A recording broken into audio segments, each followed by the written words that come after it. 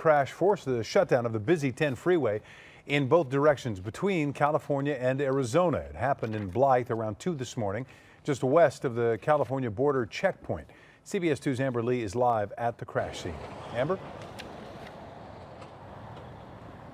Well, Rick, nearly 9 hours after this deadly bus crash, you can see the bus is still on its side, but the tow truck has arrived, and I'm being told that they're trying to flip the bus upright so they can continue with the recovery process. But I just want to show you the freeway. The 10 freeway in both directions remain closed, and I also want to show you why, because you can see that big rig, that jackknifed, is still here on the eastbound side of the freeway. And some guy's leg is right there.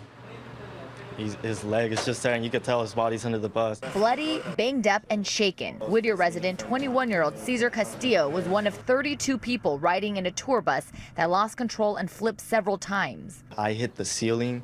When I came back down, I landed on top of a guy that was dead, and this is the blood that I have. His blood on me. The California Highway Patrol says just after 2 this morning, a big rig traveling eastbound on the 10 freeway east of Blythe, close to the California-Arizona border, jackknifed, overturned, spilling pipes onto both the eastbound and westbound side of the freeway. CHP says the tour bus that Castillo was riding on was traveling westbound from El Paso to Los Angeles. The pipes that had spilled over, so the bus starts running over the pipes, and we're bouncing up and down. Moments later, Castillo says all he remembers is the bus swerving to the right and then sliding for about 30 feet before stopping in a ditch on its side.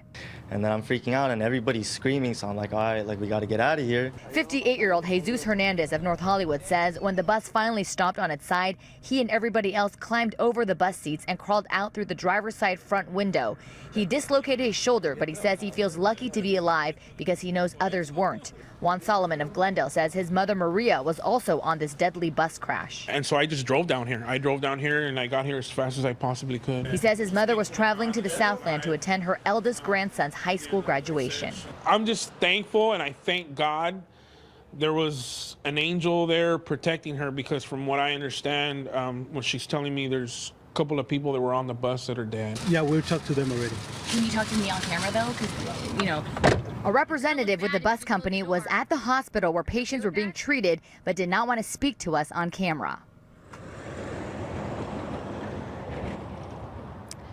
Now, I just got off the phone with the Caltrans spokesperson, and she tells me they're hoping to open the eastbound side of the freeway in the next hour or so, but she tells me the westbound side of the freeway will probably remain closed for the next 3 to 4 hours. In Blythe, Amber Lee, CBS 2 News.